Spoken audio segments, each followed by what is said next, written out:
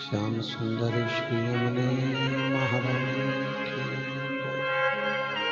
काशी विश्वनाथ भगवान की जय। गौरा महारानी की जय। श्री गणेश जी महाराज की जय। सरस्वती मात की जय। खेड़ापति सरकार की जय। महाकाल राजा की जय।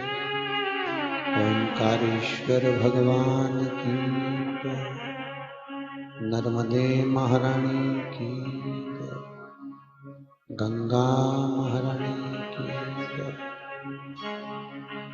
संत सद्गुरुदेव गौ माता की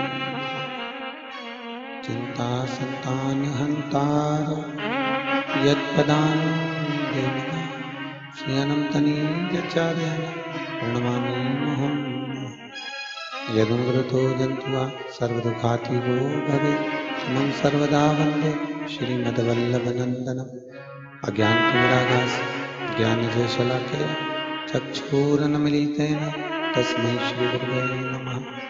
नमामि हृदये शेषे लीलाचलद्वेषेण लक्ष्मीसहस्रल्याम्बिः सेवमानं कलानिधिं। चतुर्भीष्व त्रिभिस्तवा षड्विजायते योऽसो पञ्चदा हृदये नमः। बोलो काशी विश्वनाथ भगवान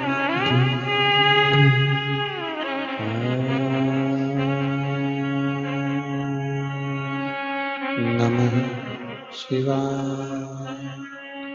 ओम नमः शिवाय। ओम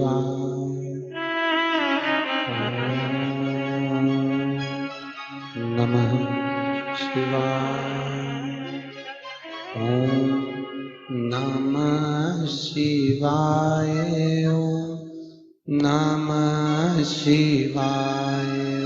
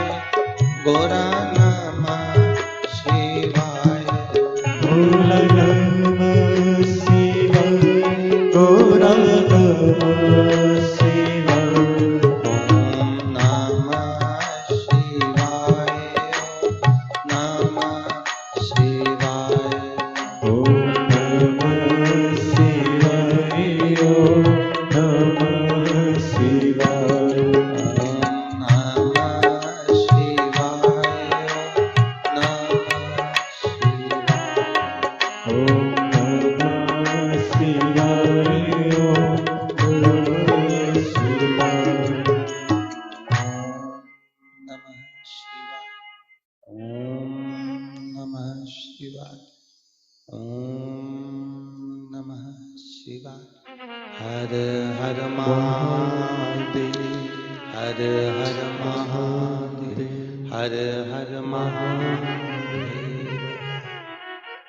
काशी विश्वनाथ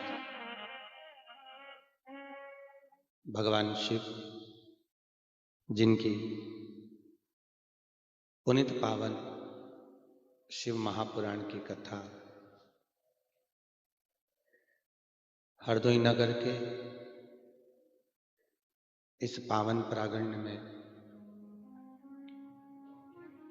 अग्रवाल धर्मशाला में श्री मुकेश जी अग्रवाल एवं संपूर्ण अग्रवाल परिवार द्वारा आयोजित इस पुनित पावन कथा का रसपान ग्रहण करने का सौभाग्य मिला है।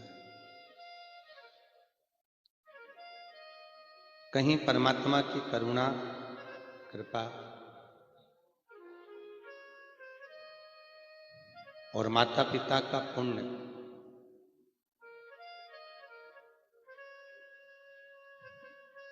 कुछ ऐसा है जिसके कारण ये पुनीत कथा प्राप्त हुई है माघ के महीने में।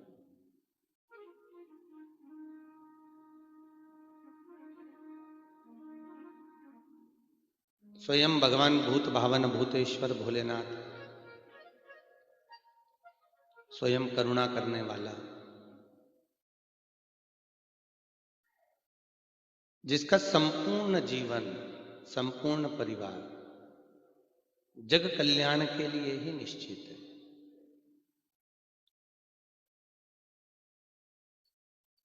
महाराज देने के बाद में कुछ शो न किया गया कि मैंने ये इतना इतना दिया। भगवान विष्णु नारायण कुछ प्रदान किए हैं, ब्रह्मा ने कुछ दिया है, पर उसमें 50 बार गाया है, बताया है कि इतना इतना सुदामा को दिया, इतना 3 लोक का राज्य दिया। पर भूतेश्वर भोलेनाथ ने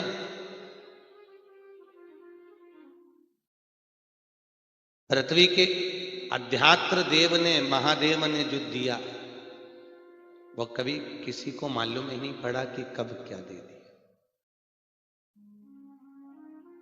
वो कहते हैं ना, तेरे दरबार की बाबा निराली शान देखी है। भोलेनाथ तेरे दरबार की बाबा निराली शान देखी है। तुझे देते नहीं देखा पर झोली भरी देखी। शिव की करुणा कुछ ऐसी होती है कि शंकर कभी देता दिखता नहीं है। शंकर कभी देता नहीं दिखेगा। शिव करुणा सागर कभी आपको देता हुआ नजर नहीं आएगा, पर इतना दे देता है कि वो कमी नहीं रखता। महाराज वो इतना प्रदान करता। और याद रखना, शंकर के भगत और नदी का जल ये दोनों स्थान पर पहुंच जाते हैं। दोनों स्थान। नदी कभी अपना नक्शा नहीं बनाती कि मुझे समुद्र तक जाना है तो नक्शा बना के रख लूं कि मैं यहां से निकलूंगी, यहां से पहुंचूंगी और वहां पहुंच जाऊंगी। नदी को कहां जाना है नदी नक्शा नहीं बनाएगी, पर नदी अपनी मंजिल तक पहुंच जाती है। उसी तरह शंकर के जो भगत होते हैं, शिव के जो भक्त होते हैं, वो कभी विचार नहीं करते कि मुझे कथा करवाना है तो शिव महापुराण की कथा करवाना है। आदरणीय में तो मुकेश भैया से या पूरे अग्रवाल परिवार यहाँ बैठा हुआ है, आपने सोचा ही नहीं होगा जिंदगी में कि मेरे को शिव महापुराण की कथा करवाना। कहीं योग भगवान ने बनाया, कहीं माता पिता की कृपा, कहीं बुजुर्गों का आशीर्वाद, कहीं ऐसा बैठ गया कि आपके मन में कहीं शंकर की कथा का रसतत्व ग्रहण करने का भाव आ गया। देखो दीदी बोल रही थी आपकी, कहे हमने वहां से फोन करा नोएडा से, भैया कथा आ रही है टीवी पर, जरा देखिएगा कथा का। हाँ बैठे हुए हैं, कथा सुनिए जरा। और नरेश भैया के यहाँ से भाभी जी भी बोल रही थी कि लगा हमारी दीदी सबको फोन लगा के बोल देती कथा आ रही, जरा सुनो। महाराज कथा का रसपान करिए।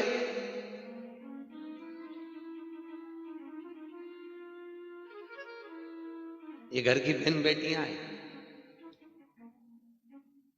हमारे भगवती महाराज इनको बुआ जी बोल रहे होंगे, बच्चे लोग बुआ जी कहते हैं। पर कई बार मुकेश भैया एक महाराज जी कथा सुना रहे थे भागवत जी की, और भागवत जी में हिरण्यकशिपु की बहन होलिका का चरित्र कह रहे थे,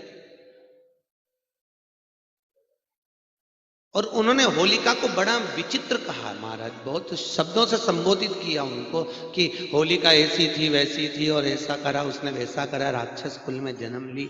पर हमारी शिव महापुराण की कथा में भी नरसिंह अवतार की कथा है,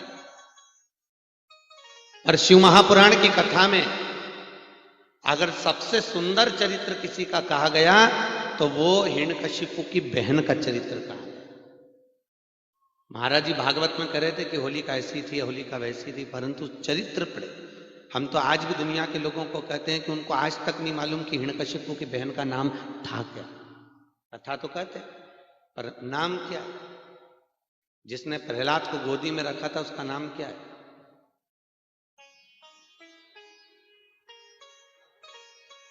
क्या नाम था उसका? होलिका। होलिका नाम नहीं है। होली का मतलब तो क्या हुआ कि मरते मरते राक्षस कुल में जन्म लेने के बाद भी मरते मरते अच्छा काम कर कर जो भगवान की होली तो मनाई हिंदू धर्म में होली। नाम होली का नहीं है, उसका नाम था ढूंढा। क्या नाम था? ढूंढा। और ढूंढा को ब्रह्मा जी ने एक चादर दी थी, तू इसको ओढ़ कर बैठ जाना, और ओढ़ कर बैठ जाएगी तो तू नहीं जलेगी, तेरा भतीजा जल जाएगा। ढूंढा चादर ओढ़कर बैठ गई, अपने भतीजे को गोदी में लेकर। चारों तरफ से जब अग्नि लग गई तो ढूंढा को लगा मेरा भतीजा जल जाएगा, तो ढूंढा ने अपनी चादर उतारकर अपने भतीजे पे डाल दी और खुद जल गई, पर अपने भतीजे को नहीं जलने दिया। ऐसी होती है बुआ जो देती है दुआ, इसीलिए इनका नाम है बुआ, क्योंकि ये हमेशा दुआ देती रहती है। ये बद्दुआ नहीं दे, ये कभी बद्दुआ नहीं दे सकती। और वो महाराज जी कथा में कह रहे थे वो होलिका ऐसी थी, उसने ऐसा करा। पर शिव महापुराण सुनो, पढ़ो और फिर ज्ञात करो कि बुआ का संबोधन क्या होता है। अगर उस दिन हिरण्यकशिपु की बहन अपने भतीजे को अगर जला देती तो दुनिया में कभी कोई बुआ को नहीं पूछता। पर शिव महापुराण की कथा कहती है कि बुआ ने एक अच्छा काम किया, प्राण त्यागने से पहले अपने भतीजे को बचा लिया कि मेरा छोटा सा भतीजा है, इसको बचाया। बुआ के संबोधन को दुनिया नहीं जानता। बहन बेटी आती हैं तो भाभियों का मुंह तबेला जैसा हो जाता है। महाराज कई कई घरों में तो चौकीदारी लग जाती है। भाभी जी कई घरों में चौकीदारी लग जाती है। बुआ जी आई है, जा दादी के कमरे में बैठे रहे। माताएं बच्चों से कहती हैं, बहुओं भाभियों जाओ दादी के कमरे में बैठो। तो इतने में बच्चे कहते हैं, मम्मी तू तो हमेशा बोलती थी कि पढ़ने बैठ, और अब कह रही है दादी के कमरे में बैठ। तो ऐसा क्यों बोल रही है? जब तक बुआ हरदोई में रे तब तक तू दादी के कमरे में। क्यों? क्योंकि ना जाने दादी चुपचाप से कोई अंगूठी निकाल, कोई सामग्री ना निकाल, जब तक तू। अब बच्चा दादी के कमरे में गया तो दादी ने कहा चल पढ़ने बैठ, जा मम्मी बुला रही तेरे को। नहीं जाऊंगा। अब बच्चे तो बच्चे, नहीं जाऊंगा। मैं तेरी मम्मी को बुलाऊं? बुला लो भले, मम्मी ने किया। जब तक बुआ यहां रहे तो दादी के कमरे में रहे, जब तक तो बुआ रहे तक दादी नहीं जाऊंगा। महाराज मेरा निवेदन है,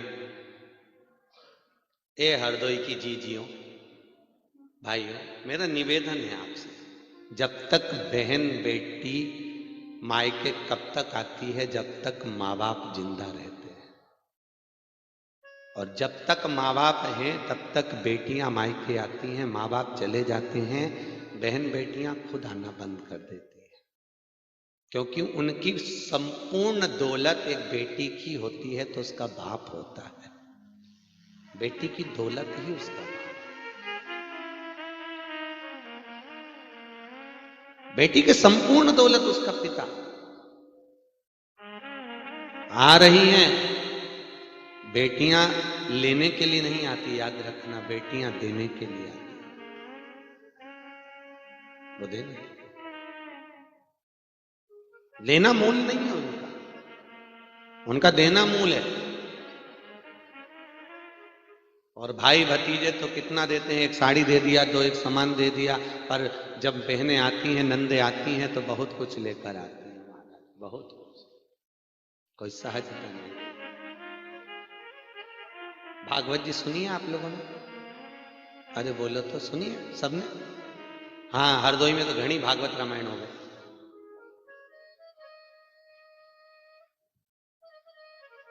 जब भगवान कृष्ण का जन्म हुआ, यशोदा जी के गोद में भगवान कृष्ण जब आए, और कन्हैया जब गोद में आए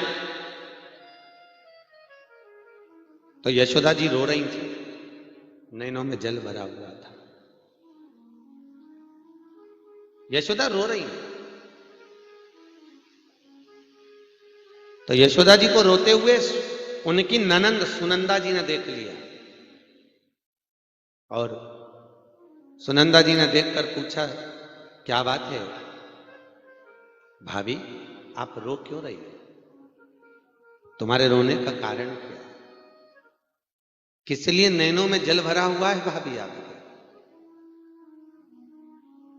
भाभी कहती है, जीजी बालक तो मेरे गोद में आ गया, पर बताऊं क्या जीजी की 55 वर्ष की आयु में मेरे घर में संतान हुई है।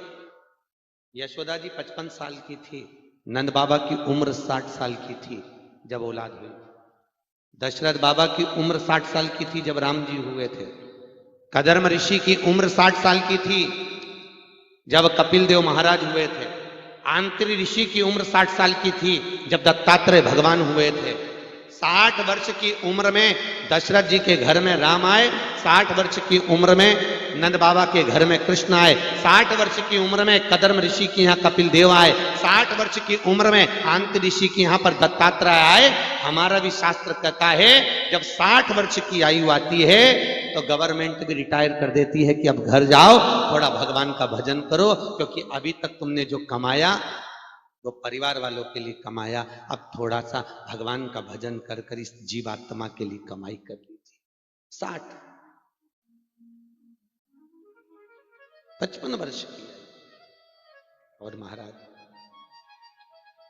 मेरे 55 वर्ष की आयु में मेरे स्तनों में दूध नहीं है। यशोदा जी कहती हैं अपनी ननंद से, सुनंदा से, मेरे यहां स्तनों में दूध नहीं आ रहा। तो सुनंदा जी कहती है, ननंद कहती है, बहुत बेफिक्र रहती ननंद, बहुत किसी को चिंता में नहीं देख सकती। वो अपनी भाभी को चिंता है तो भाभी से कहती, भाभी काहे की चिंता करना, तुम काहे को टेंशन लेती हो, मैं बैठी तो हूं, सब संभाल लूंगी। सबसे ज्यादा बिल पावर होता है ननंद में, जब वो मायके जाती है तब। ससुराल में भले हार जाती है पर मायके में उसका बिल पावर उसके भाइयों को देखकर, उसकी भाभियों को देखकर, उसके भतीजों को देखकर, उसके माता पिता को देखकर एक ननंद का बिल पावर मजबूत हो जाता है। मैं हूं, तुम क्यों रो रही हो, मेरे स्तनों में दूध नहीं आ रहा, इस बालक को पिलाऊंगी क्या? सुनंदा जी कहती हैं काय को चिंता करती हो यशोदा जी, भाभी एक काम करो, वो पूतना ने सारे ब्रज के बच्चों को मार दिया, सारे ब्रज के बच्चे मर गए पूतना के द्वारा। अब ब्रज के बच्चे अगर पूतना के द्वारा मर गए तो उनकी माताओं के बच्चे तो चले गए, पर मां के स्तनों में तो दूध आ रहा है। एक काम करो, एक एक दिन एक एक जगह पर बच्चे को दूध पीने भेज दो। इसलिए कई लोगों के मन में संशय है कि एक बात समझ में नहीं आती कि भगवान कृष्ण ना तो ज्यादा पढ़े ना लिखे, तो उन्हें गीता कैसे सुना दी? भगवान कृष्ण को चोरी करना किसने सिखाया? भगवान कृष्ण ने झूठी पत्तल कैसे उठा ली? भगवान कृष्ण ने युद्ध कैसे लड़ा? इतनी वीरता कैसे आ गई? तो सीधी सीधी बात है, किसी पंडितायन का दूध पीकर आ गया इसलिए गीता सुना दी, किसी छत्राणी के घर का दूध पी आया इसलिए युद्ध लड़ लिया, और किसी सुद्राणी के घर का दूध पी आया इसलिए झूठी पत्तल उठा ली, और किसी खिलौने वाले के यहाँ गया होगा उसके घर का दूध पिया है इसलिए बंसी बजाना सीख गया। तूने मेरा दूध पिया है तो बिल्कुल मेरे जैसा, जैसा स्तन पान किया है उसके अनुकूल मेरा ठाकुर। भाव उसका वही। महाराज, दशरथ जी के द्वारा खुद का सगा भांजा मर गया था। किसके हाथ से? जम के बोलिए। दशरथ जी के हाथ से। आपने कथा सुनी होगी, 18 तरह की रामायण होती है। उस 18 तरह की रामायण में 18 तरह की रामायण होती है, 52 तरह की भागवत होती है, 12 तरह की शिव पुराण है, 9 तरह की अग्नि पुराण है, 7 तरह की गीता है। अगर आपने रामचरितमानस सुनी होगी तो शिव रामचरितमानस का संवाद कहता है, माता सीता विवाह कर कर अयोध्या में आ गई, और माता सीता ने अयोध्या में 8 दिन तक भोजन नहीं करा, ना पानी पिया। अयोध्या सीता जी ने ना तो अयोध्या का पानी पिया, ना भोजन किया। तब माता कौशल्या जी ने जाकर पूछा, बहुरानी तो अयोध्या का पानी नहीं पीती, भोजन नहीं करती, आखिर बात क्या? सीता जी कुछ नहीं बोली, मुख से आवाज नहीं निकला मां की। तब माता सुमित्रा जी ने जाकर पूछा, बहू ऐसी कौन सी बात है जो तुम अयोध्या का पानी नहीं पी रही हो, भोजन नहीं कर रही हो, हुआ क्या तुम? नहीं मां, ऐसी कोई बात नहीं। 9 रात्रि निकल गई। तब माता केकई ने जाकर पूछा, बहुरानी तू अयोध्या का पानी क्यों नहीं पीती, भोजन क्यों नहीं करती, हुआ क्या है? तब माता सीता ने कहा, मां मेरे पिता जनक जी कहते हैं, जिस घर में भांजे की हत्या हुई हो उस घर का ना तो पानी पिया जाता है ना भोजन किया जाता है,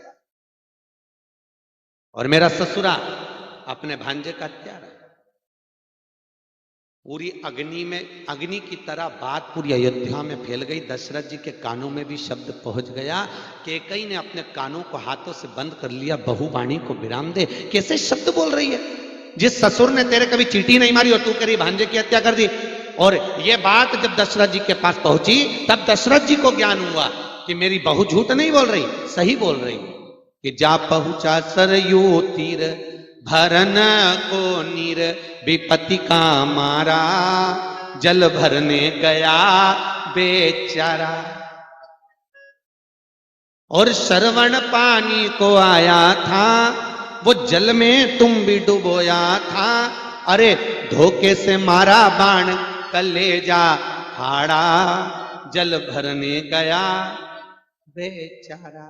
तब श्रवण कुमार ने दशरथ जी को देखकर कहा था कि मामा जी भेद बता देना, पितु मात को नीर पिला देना, मेरे पांव पड़ी जंजीर हुआ अंधियारा, जल भरने गया बेचारा। तब श्रवण कुमार ने कहा था दशरथ जी को देखकर, मामा जी भेद बता देना, पितु मात को नीर पिला देना। तो दशरथ जी ने पूछा, तू ये बता कि मैं तेरा मामा कैसे? हर कोई को कोई मामा नहीं कह सकता, कोई संबोधन में कुछ तो बात होगी। मैं तेरा मामा कैसे? तो श्रवण कुमार कहते हैं, मामा जी मैं मेरी माँ से रोज पूछता था, मेरी माँ से कि माँ मेरे मामा कैसे लगते? मेरी माँ ने कहा था तेरे मामा के मस्तक पर सूर्यवंश का तिलक है, बस वही तेरे मामा। ये कंपनी का ट्रेडमार्क है कि कौन सी ब्रांड के हो, इससे पहचान होती है ब्रांड की। बिंदी लगाई देवी जी वाला है, त्रिपुंड लगाया शंकर जी वाला है, युमार का तिलक लगाया कृष्ण वाला है, 2 सफेद और 1 लाल लगाया ये राम वाला है, भभूति का तिलक लगाया ये साईं वाला है। पहचान में आ जाता है ये कौन सी कंपनी का माल है। इसलिए शास्त्र कहता है 2 चीजें कंपनी की हैं, एक माथे का तिलक, एक गले में तुलसी या रुद्राक्ष की माला। मृत्यु का ठिकाना नहीं होता, कब मरना पड़ जाए, कब प्राण छूट जाए, कब मृत्यु आ जाए। इसलिए अगर मृत्यु के समय पर तुम्हारे मुंह से राम नहीं निकला, कृष्ण नहीं निकला, शिव नहीं निकला, मत निकलने दो। अगर कंपनी की 2 चीजें अगर आपके माथे पर तिलक हो और गले में तुलसी या रुद्राक्ष की माला है तो यम के दूत बंदी बनाने के लिए आएंगे तो पहचान जाएंगे ये अपनी कंपनी का माल नहीं, ये तो शंकर की कंपनी का माल है, इसलिए कंपनी का माल वापस कंपनी में जाएगा। त्रिपुंड देख कर दे तुरंत त्रिपुंड मस्तक पर तिलक हो। और कभी कभी बोतल के ऊपर का लेवल मिट जाता है तो नीचे एक सील लगी रहती है, वो सील है गले की तुलसी और रुद्राक्ष की माला, बहुत काम की। दशरथ जी को देखकर कह दिया आपके गले में, आपके मस्तक पर जो सूर्यवंश का तिलक है, मेरी मां कहती है आप मेरे मामा हो। हर हर महा, आप मेरे मामा हो। श्रवण कुमार ने जैसे ही कहा, जल का पात्र लेकर दशरथ जी गए। जाकर दशरथ जी ने जब देखा तो दशरथ जी की आंख में आंसू भर गए कि मेरे हाथ से मेरा भांजा मर गया, क्योंकि सामने जो बैठी थी वो दशरथ जी की बहन सुहांगी थी। दशरथ जी की एक ही बहन थी जिसका नाम था सुहांगी। राम जी की एक ही बहन थी जिसका नाम था शांता। भगवान कृष्ण की एक ही बहन थी जिसका नाम था एकानंगा। यहां मेरी बहन बैठी है। और दशरथ जी ने देखते से कहा, जीजी कुछ बोलते। दशरथ जी के नयन के अश्रु पांव पर गिर गए। दशरथ जी के आंसू गिरते से बहन ने कह दिया, भैया आपका भांजा जल लेने के लिए गया है, अभी आता होगा, आप ध्यान देना, अभी आता होगा। आपका भांजा जल लेने गया है, अभी आ रहा होगा। दशरथ जी ने सारा चरित्र कह दिया। दशरथ जी का चरित्र सुनकर बहन तो कुछ नहीं बोली, पर शांतिन मुनि, दशरथ जी के जीजा, सुहांगी के पति शांतिन मुनि ने श्राप दे दिया कि मैं अपने पुत्र के वियोग में प्राण त्याग रहा हूं, तुझे भी त्यागना पड़ेगा। दशरथ जी को आज वो चरित्र याद है कि मेरी बहू झूठ नहीं करे, मेरे हाथों से भांजा मारा है। विश्वामित्र जी को बुलाकर पूछा, भांजे की हत्या का दोष मिटाना है तो क्या करना पड़ेगा? विश्वामित्र जी ने कहा, 1000 ब्राह्मण को एक जगह पर बिठाकर भोजन करा दो, भांजे की हत्या का दोष मिट जाएगा। तो सीता जी से पूछा, करा दे ऐसा? सीता जी ने कहा, मेरे पिताजी ने ये नहीं बताया। कई बहुएं जो होती हैं वो मायके के मेथड से चलती हैं। सास कुछ भी बताए उनको मतलब नहीं होता, वो तो अपने मायके में जो सीख के आई ना, मेरी मम्मी ने तिल्ली का लड्डू ऐसे बनाना बताया तो वैसी बनाएगी, मेरी मम्मी ने सीरा ऐसे बनाया वैसी बनाएगी। उसको कितना भी समझाओ कि नहीं सास के ऐसा बना ले, नहीं, उसका मन वही जो उसने सीखा है। और आज के जमाने में तो सिखाना भी भारी पड़ जाता है सब। एक नई नवेली बहू आई, सास ने कहा, बेटा तुझे कुछ बनाना आता है? मम्मी सब कुछ आता मेरा, सब कुछ, हाँ सब बना लेती है, हाँ। तो एक काम कर बेटा, बहुत दिन हो गए मैंने आइसक्रीम नहीं खाई, बना ले। बहू गई अंदर, दूध मंगवाया, एक किताब थी, रेसिपी बुक। 2 लीटर दूध को अग्नि पे धीरे धीरे तपाओ, हिलाओ, बेकिंग पाउडर डालो, हिलाओ, ड्राई फ्रूट्स डालो, हिलाओ, शक्कर डालो, हिलाओ, फिर 1 घंटा फ्रिज में रख दो। उसने रख 2 घंटे के बाद सास फ्रिज में पानी पीने के लिए गई। 2 घंटे, और सास जब फ्रिज में पानी पीने के लिए गई तो फ्रिज खोला। फ्रिज खोला तो खोलते से सास चिल्लाई, बहू, ओ बहू। बहू दौड़ कर आई, हाँ मम्मी। ये मंदिर का घंटा फ्रिज में किसने रखा? मम्मी मैंने। क्यों? किताब में लिखा था 1 घंटा फ्रिज में रखो। सास ने भी माथा ठोक लिया, अरे वो जो तूने घोल बनाया था वो 1 घंटा फ्रिज में रखना था, तू मंदिर का घंटा फ्रिज में रखी है। बढ़िया। अब जो सीखा वो बता रहे। महाराज सीता जी कर रही, मेरे पिताजी ने कहा है कि जिसके यहाँ भांजे की हत्या हुई है उसके घर का पानी नहीं पीना, तो 1000 ब्राह्मण का भोजन तो करा रहे। नहीं नहीं, इससे काम नहीं चलेगा। तो क्या करें? कोई ऐसा ब्राह्मण जिसने ना कभी किसी के घर खाया हो ना पानी पिया हो, उसको घर में बिठाकर भोजन करा दो, भांजे की हत्या का दोष मिट जाएगा। तो अयोध्या में ऐसा बामन ढूंढा जिसने ना कभी किसी के घर खाया हो ना पानी पिया हो, ब्राह्मण नहीं मिला। जनकपुरी में ढूंढा, जनक जी आपके यहाँ कोई ब्राह्मण हो तो बताओ। जनक जी ने कहा, महाराज हमारे यहाँ भी कोई ब्राह्मण नहीं। अपने हरदोई में हो तो बता दो कोई ऐसा ब्राह्मण जिसने ना कभी किसी के घर खाया हो ना पानी पिया हो। तब कोई ब्राह्मण नहीं मिला। तब जनक जी ने पत्र लिखा, महाराज पूरी पृथ्वी पर एक ब्राह्मण है जिसने ना कभी किसी के घर में खाया है ना पानी पिया है, उसका नाम लंका का राजा रावण है। क्या नाम है उसका? रावण। उसने ना कभी किसी के घर खाया ना पानी पिया। उसको बुलाइए, आप भोजन कराइए। दशरथ जी ने पत्र लिखा, श्रीमान रावण जी महाराज, आप हमारे यहां एक समय भोजन के लिए पधारिए। कितने समय? एक समय। इसलिए आजकल शादी की पत्रिका में भी लिख दिया जाता है सुहानी शाम से ढलती रात तक, उसके बाद मत आइयो, क्योंकि राक्षसों को जिमाना एक टाइम भी भारी पड़ जाता है। ये रावण के निमंत्रण से चालू हुआ है। एक समय भोजन के लिए पधारो। पत्र गया तो मंदोदरी के हाथ लग गया। मंदोदरी कौन है? रावण की। अरे बोलो जमके, है पत्नी। कौन सी रामायण में लिखा है कि मंदोदरी रावण की पत्नी है? नहीं, मैं तो पूछ रहा हूं, ऐसी थोड़ा सा मन है पूछने का। 18 रामायण में से कौन सी रामायण में लिखा है कि मंदोदरी रावण की पत्नी है? क्योंकि किसी भी रामायण में यह नहीं लिखा कि मंदोदरी रावण की पत्नी है। हर रामायण में एक ही बात लिखी है कि मंदोदरी रावण की धर्म पत्नी है। कौन सी पत्नी है? फिर वही बात आ गई, पत्नी और धर्म पत्नी में जमीन और आसमान का अंतर है। पत्नी पति को पतन के रास्ते पर ले जाती है और धर्म पत्नी पति को धर्म के पथ पर ले जाती है। और मंदोदरी रावण की धर्म पत्नी। वेदव्यास जी ने कुंती के आगे धर्म पत्नी लिखा, और धृतराष्ट्र की जो पत्नी थी, क्या नाम है उसका, गांधारी, उसके आगे धर्म नहीं लिखा, उसके आगे केवल पत्नी लिखा। क्यों? क्योंकि एक धर्म पत्नी का लक्षण होता है कि पति आंख से नहीं देख सकता तो तू आंख से देखकर उसको समझा। पति सुन नहीं सकता, पत्नी अपनी कानों से सुनकर उसको समझा। पति चल नहीं सकता, धर्म पत्नी अपने पांव से चलकर उसको लेकर जाए। पति हाथ से काम नहीं कर सकता, धर्म पत्नी अपने हाथों से काम करे। ये धर्म पत्नी का लक्षण है। धर्म पत्नी का लक्षण है।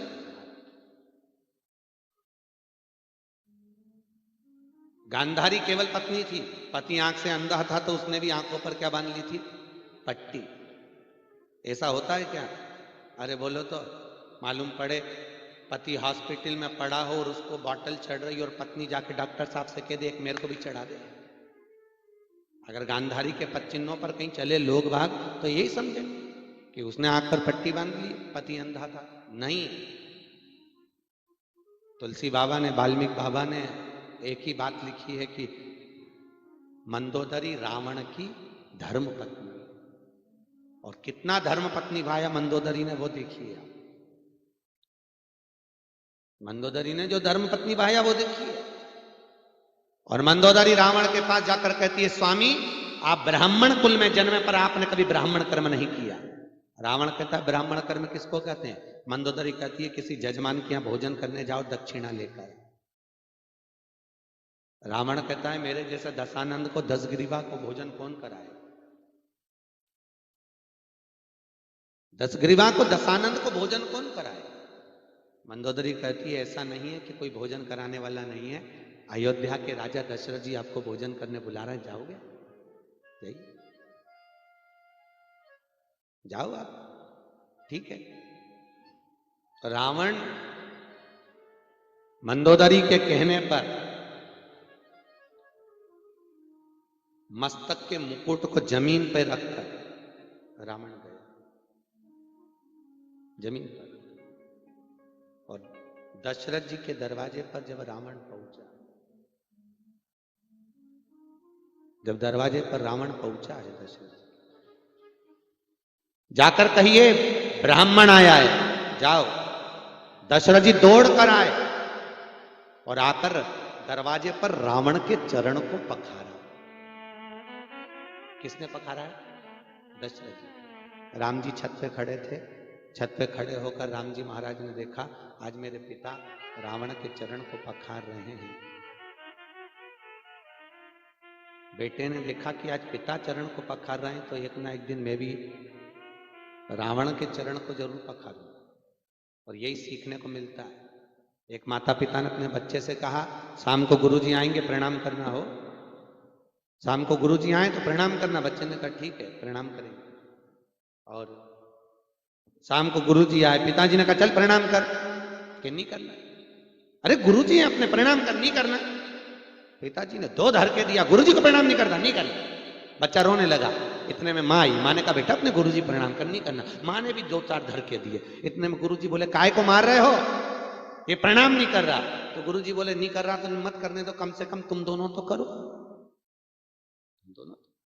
और जैसे ही माता पिता ने प्रणाम किया वैसे ही बच्चे ने साष्टांग दंडवत कर लिया। महाराज, बच्चे ने तुरंत साष्टांग दंडवत किया।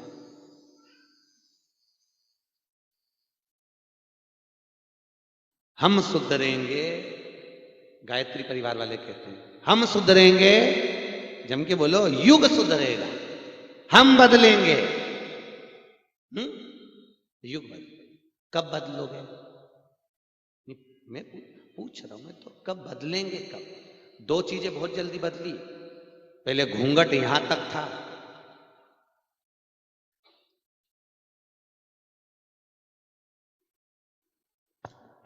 यहां एक घूंघट बदल गया,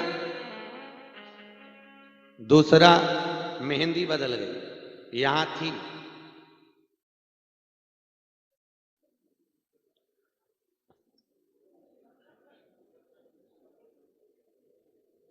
अभी मुकेश भैया कुक्षी में कथा करने गए थे, वहां पर एक बच्ची तनु यहां लगा के आ गई। हमने कहा बेटा तनु ये तूने क्या लगाया? तो क्या बोली? टेटू है। हाँ टेटू है। कितने का लगवाया? गुरुजी 700 रुपए का। हमने कहा तुम भी कुक्षी वाले बड़ा पैसा गलत जगह खर्च करते हो। ये 700 रुपए का किसी गाय को चारा डालती, 1 महीना खाती, ये तो अपन खुद लगा लो। तो कि गुरुजी अपना तो हाथ ही नहीं पहुंचता। हमने कहा कैसे नहीं पहुंचता? पहले दीवार पे बनाओ, नहीं चिपक जा। क्यों नहीं पहुंचे? तो पैसा बर्बाद करो। महाराज बदले, 2 चीजें बदले, बदला। आज दशरथ जी ने रावण के चरण को धुलाया है और राम जी ने देख लिया कि मेरे पिता ने धुलाया है तो एक दिन मैं भी धुलाऊंगा। आज रावण के चरण दशरथ जी धुला रहे हैं। जिस समय रामेश्वर धाम की स्थापना हुई, कोई विद्वान पंडित नहीं मिला, तब रावण पूजन कराने आया, तब राम जी ने रावण के चरण पखारे और रावण ने आशीर्वाद दिया था विजय भव, विजय भव। तो हनुमान जी ने कोनी मार के रावण को खे भी दिया था, क्यों रे हार गया? रावण बोला हारा नहीं हूं, अभी तो मैं एक गुरु की गादी पर बैठा हूं और गुरु की गादी से जो आशीर्वाद दिया वो अपनी जगह पर है, पर युद्ध के मैदान में तो युद्ध लड़, वहां तो लड़। ये रावण और राम का युद्ध बिल्कुल आज के जमाने का राजनीतिक युद्ध है। भले सामने जब फाइट होती है अलग अलग पार्टी की तो सामने ऐसे लड़ेंगे और बाद में मालूम पड़े सब अलमस्त एक जगह बैठकर खूब रसपान आनंद करेंगे। अलमस्ती बड़ा कठिन।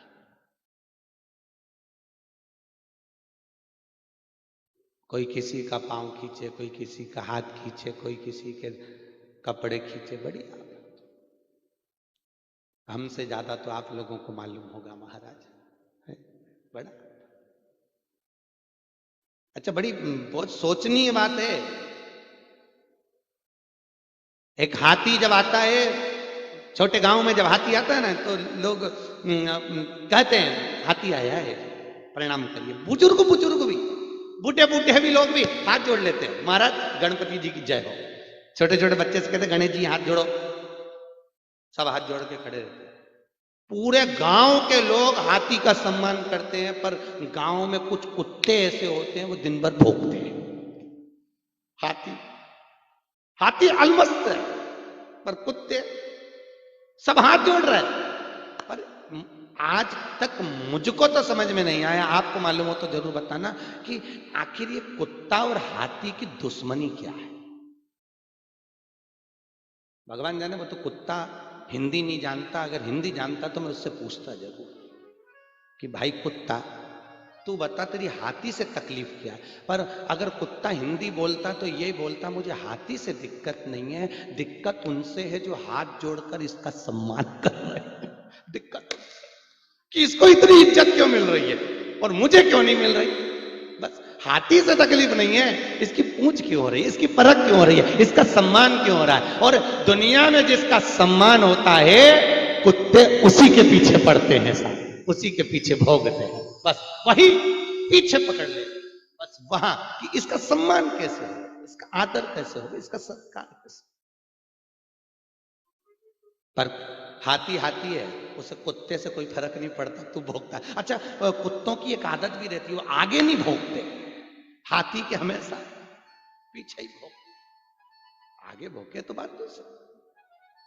फिर हाथी निपट भी ले, एक धर दे नहीं धर के, बापड़ा एक ही पांव धर दे, कुत्ता चित्ता, तो वो सामने तो आए नहीं ना पीछे। तो हाथी तो अपनी मस्ती में रे, भोगे तो भोग, अपने को तो आनंद लेना, अलमस्त चलना। हाथी अपनी मस्ती में आगे बढ़ते चले जाता है और कुत्ता भोगता चले। हाथी जाए बाजार न कुत्ता भोगे हजार, अलमस्त रहता है। और जो संत साधु सन्यासी तपस्वी साधक उपासक भगवत जीव जो होता है, भक्ति में रमने वाला होता है, उसे ना तो प्रतिष्ठा से मतलब होता है, ना भोगने वालों से मतलब होता है। वो अपनी मस्ती में जीता है और अपनी मस्ती में चलता चले जाता है। उसको तो भजन करना है, उसको तो स्मरण करना है, उसको तो सत्संग करना है, उसको तो नाम जाप करना। रावण गया और रावण जब पहुंचा, अंदर भोजन करने बैठा, दशरथ जी ने पूछा, बोलो ब्राह्मण देवता, भोजन क्या बनवाया जाए। भोजन ब्राह्मण की रुचि का हो, आप क्या पाएंगे। रावण ने कहा, भोजन जब करूंगा जब सीता अपने हाथों से बनाएगी, क्योंकि उसी के चक्कर में भोजन करने आया हूं। क्योंकि आप वो भोजन नहीं कर रही तो आपने बुलाया, उससे बोलो भोजन बना। सीता जी से कहा तुम भोजन बनाओ। सीता जी बोली, बेटी पहली बार भोजन बनाती है तो अपने पापा को खिलाती है, अपने बाप को खिलाती है। और बेटी जब शादी होकर जाती है पहली बार भोजन बनाती है, या तो ससुर को खिलाती है या अपने पति को खिलाती है। ना तो ये मेरा बाप लगता है ना मेरा ये ससुर लगता है, भोजन तो नहीं बनाऊंगी। सीता भी जिद्दी थी, नहीं बनाया। विश्वामित्र जी ने समझाया, बेटा हमारे घर में अगर कोई भोजन बनता है तो पहली बार बहू अगर भोजन बनाती है तो अपने पूर्वजों के लिए खिलाती है, इसलिए भोजन बनाओ। सीता जी ने भोजन बनाया, रावण ने भोजन करा। दशरथ जी ने पूछा, बोला ब्राह्मण देवता दक्षिणा क्या दूं। रावण कहता है, जिसके कारण भोजन करने आया, जिसने भोजन बनाकर खिलाया, दक्षिणा वो देगी, उसको बुलाया जाए। सीता जी को बुलाया। सीता जी ने बोला, बोलो ब्राह्मण देवता दक्षिणा क्या दूं। इतने में रावण ने सीता को देखा तो सीता रावण को देखकर पहचान गई, ये वही लंकाधिपति है जिसने मेरे धनुष यज्ञ के समय पर उपद्रव मचाया था, आज मेरे यहां भोजन करने आया है। सीता जी कहती हैं, बोलो ब्राह्मण देवता दक्षिणा क्या दूं आपको। रावण कहता है, सीता दो दक्षिणा में मांगूंगा, दे दोगी। सीता जी कहती हैं, हाँ मांगो तो सही, आपको चाहिए क्या। रावण कहता है, सीता दक्षिणा में मुझे मेरी मुक्ति चाहिए। क्या चाहिए, जम के बोलो। मुक्ति नहीं, हाँ वही मुक्ति चाहिए, नहीं तो तुम्हें प्रसाद की मुक्ति दिख रही है।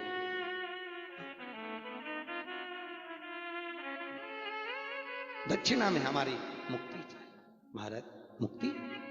सीता जी ने कहा, ब्राह्मण देवता आप मेरे यहां जीवने आते जनकपुरी में, जो मांगते दे देती। सीता भी चतुर है। सीता जी बोली, परंतु अब मेरी शादी हो गई है, मैं पति से बिना पूछे कुछ नहीं दे सकती, क्योंकि सीता को मालूम है मुक्ति देने वाली मैं नहीं, मुक्ति देने वाला तो राम है, वो दे। पूछ के आती हूं। सीता जी राम जी के पास गई, रावण को दक्षिणा में मुक्ति चाहिए, ब्राह्मण को। राम जी बोले, दे दे। सीता जी बोली, वाह प्रभु, आप कह रहे हो कि रावण को मुक्ति दे दे दक्षिणा में। हाँ। सीता कहती है, स्वामी आपको मालूम है रावण को मुक्ति कब मिलेगी, जब लंका में भक्ति पहुंचेगी। राम जी कहते, सीता मैं लंका में भक्ति भेज दूंगा, तू दे दे रावण को मुक्ति। सीता जी कहती हैं, प्रभु आपने तो कह दिया कि लंका में भक्ति भेज दोगे, पर आप ये नहीं जानते आपकी इस धर्म पत्नी का एक नाम भक्ति है। जब तक लंका में सीता नहीं जाएगी तब तक रावण को मुक्ति नहीं मिल पाएगी। राम जी बोले, सीता शंकर के भगत का उद्धार करने के लिए मैं तुझे लंका भेज दूंगा। और सीता लंका में गई, रावण को मुक्ति मिल गई। मुक्ति, क्योंकि भक्ति जब हृदय में होती है तो मुक्ति सहज हो जाती है। भक्ति जब हृदय में पहुंचती है तो आप रूप मुक्ति का साधन निश्चित कर लेती है। भक्ति पहचान करना कठिन है, सहज नहीं।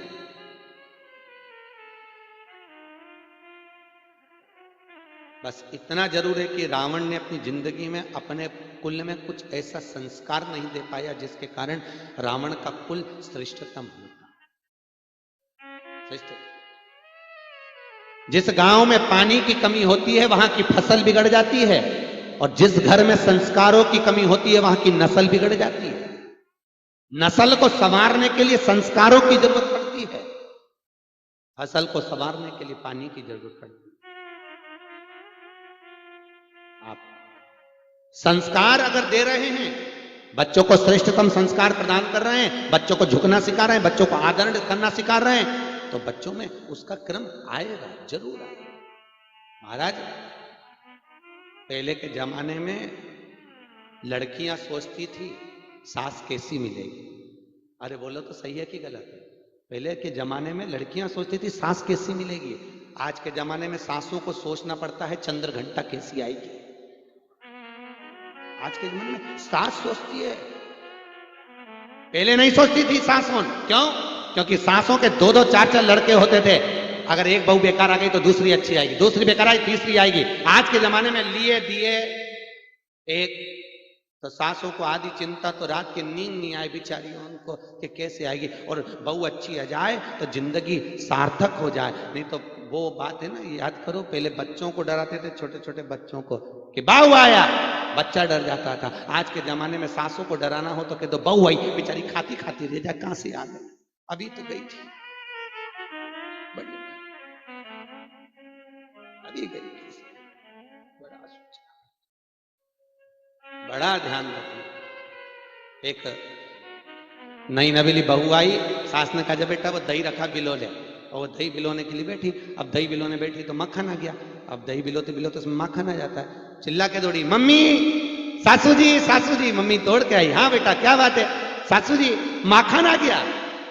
सास ने आके एक थप्पड़ दिया, कल की आई और ससुर का नाम लेती है। आज के बाद कभी ससुर का नाम तेरे मुंह से लिया, सोच लेना। पापा जी बोलती, बेचारी को क्या मालूम था कि ससुर का नाम मक्खन, काय को बोलती वो। 6 महीने के बाद फिर दही बिलोने बैठी, सास ने कहा दही बिलोने, फिर बैठी, फिर आ गया मक्खन। अब मक्खन आया तो फिर चिल्लाई, सासू जी सासू जी। सासू जी दौड़ के आई, हाँ क्या बात है? ससुर जी हंडी में आ गए। ससुर हंडी, अब बोल सकती नहीं कि मक्खन है, तो क्या ससुर आया हंडी में पड़ा, निकाल लीजिए। बोले महाराज कथा कह रही है, शिव महापुराण का चरित्र वर्णन कर रहा है, भगवान विश्वनाथ का चरित्र कह रहा है। आपका समर्पण, शंकर के चरणारविंद का अनुमोदन, शिव चरणारविंद का सुख, शंकर के चरणारविंद का स्तवन जीवन को सुख प्रदान करेगा। महाराज कोई परिवार, शिव के परिवार में कोई ऐसी एक जगह नहीं जो कुछ देने में सक्षम ना हो, सब कुछ दे, सहज है, सरल है। कथा कह रही है, कल कथा में अपन ने श्रवण करा था शंकर और पार्वती के मंगल विवाह को। शिव और पार्वती का विवाह नहीं है, यह विश्वास और श्रद्धा का मिलन है। किसका मिलन है? विश्वास और श्रद्धा।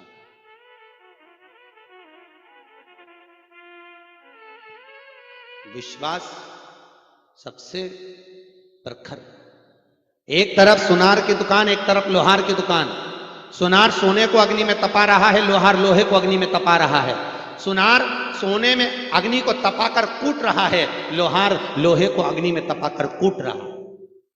दोनों पीट रहे हैं, दोनों तप रहे हैं, दोनों कुटा रहे हैं।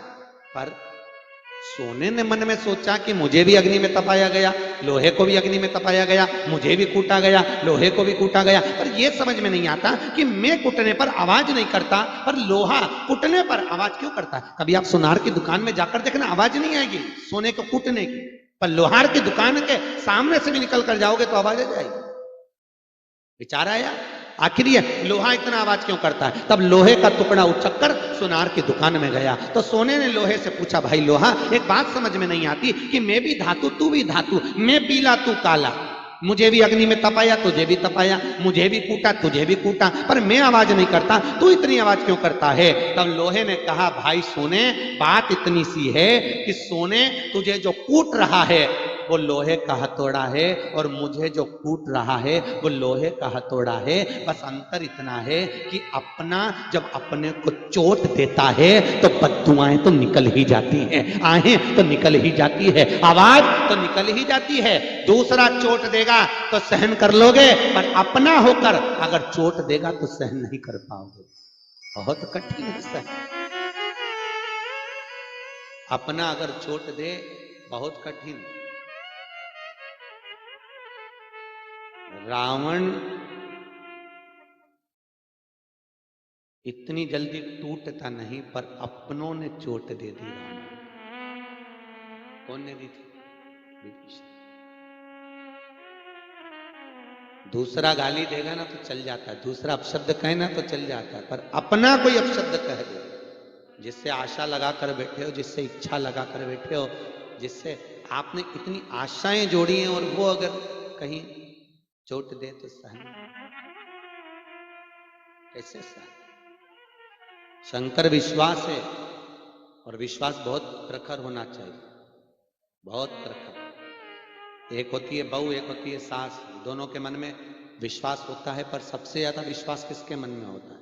सास के कि बहू के? बोलो जम के। सास के मन में विश्वास ज्यादा होता है। क्यों विश्वास होता है? सास जिस लड़की को कभी नहीं देखा सास ने, जिस लड़की को कभी पहचानती नहीं है सास, अपने लड़के के लिए पसंद कर कर आई, और पहली बार पसंद कर कर आई तो सास ने अपनी रकम निकालकर बहू के गले में चेन पहना दी कि ये मेरी बहू है। जो सास कभी अपनी देवरानी जेठानी को कभी चवन्नी नहीं दी, वो पराई लड़की को एक सोने की रकम देकर आ जाती। पहली मुलाकात में देकर आ गई। और शादी होते होते तो सास ने अपनी रकम तोड़वा के, ना जाने कितना तोला सोना, कितनी रकम, कितनी साड़ियां, कितने कपड़े सास अपनी बहू को दे देती है, बिना पहचानती तक नहीं, जानती तक नहीं, पर अपने लड़के के लिए पसंद करा तो ढेरों दे देती है। कितना विश्वास एक सास के मन में होगा, जरा विचार करिए। और एक बहू शादी कर कर आई, कमरे में गई, और दूसरी बार जब पहली विदाई में मायके गई, अलमारी में ताला लगाकर चाबी पर्स में डाल के ले गई। ले, सास का विश्वास देखो, उसने बिना सोचे समझे सब दे दिया। और बहू का विश्वास देखो कि मायके जाते जाते भी ताला लगाकर चाबी ले गई। अगर चाबी मम्मी को देकर जाती कि मम्मी ये चाबी पकड़ना, ये आपके पास रखना, तो सास को लगता कि मेरी बहू मुझ पर इतना विश्वास करती है, तो सास अपने विश्वास को और उंडेल देती। पर बहू ने विश्वास तोड़ दिया तो सास ने भी विश्वास छोड़ दिया। विश्वास करे,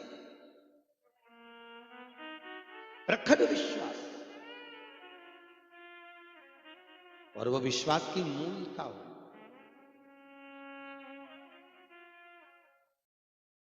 एक विश्वास की क्रमता हमारे जीवन में बनी रहे। सीता जी ने विश्वास को निभाया, माता जानकी जी ने राम कथा को अगर आपने सुना हो तो विश्वास को निभाई है। माता जान सीता जी जब विवाह कर कर आई तो घर में पहली बार लड़की अगर विवाह कर कर आती है तो भोजन बनाती है। तो सीता जी ने भोजन बनाया, मीठा भोजन, और सीता जी ने ससुर जी के सामने कौशल्या, कैकेयी, सुमित्रा को परसा। अब जैसे ही लोगों के मन में बड़ा प्रश्न आता है महाराज, बहुत लोग प्रश्न करते हैं कि सीता तो स्वयं पृथ्वी में से प्रगटी थी, सीता तो खुद देवी थी, तो क्या रावण को मार नहीं सकती थी? अरे भाई, सीता तो रावण को ऐसा पछाड़ती कि रावण पानी तक नहीं पीता, ऐसा मार। पर कुछ मर्यादा होती है, और सीता की वही मर्यादा थी, इसलिए सीता ने रावण को कुछ नहीं कहा। क्योंकि भोजन करते समय दशरथ जी के कटोरे में कचरा उड़कर चले गया। सीता जी ने देख लिया मेरे ससुर के कटोरे में कचरा। ससुर क्या सोचेंगे कि बहू ने भोजन दिया तो उसमें कचरा परोस के दिया, और पहला भोजन, पहली बार लाई है मीठा खीर का भोजन, और उसमें कचरा। सीता जी रसोई घर में गई। रसोई घर में से सीता जी ने टकटकी लगाकर कचरे को देखा और इतना ध्यान लगाकर कचरे को देखा सीता जी ने कि कचरा वहीं पर जल के राख हो गया। दशरथ जी ने देख लिया सीता को कचरे को देखते हो, कचरा जल गया।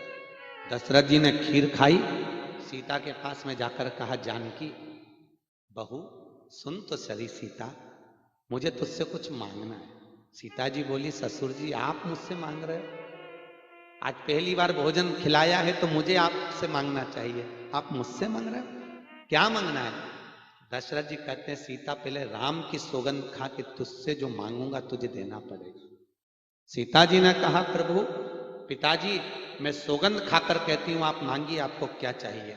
दशरथ जी कहते हैं, बहुरानी जैसे आज तूने उस कचरे को देखा ऐसा किसी दुश्मन को भी मत देखना, इतना वचन दे दे। सीता जी ने वचन दे दिया, इसलिए रावण जब जब आता था सीता जी एक तिनके को उठाकर हाथ में रख लेती थी कि बेटा इसी के चक्कर में बचा है, क्योंकि ससुर को वचन दिया कि जैसा तूने तिनके को देखा ऐसा किसी दुश्मन को मत देखना। इसलिए जब जब रावण आता था तब तब सीता तिनका हाथ में रखती थी कि इसके चक्कर में बच लिया है, जिस दिन घूर के देख लिया ना बेटा उस दिन निपट जाएगा, तो तुम्हें देख नहीं।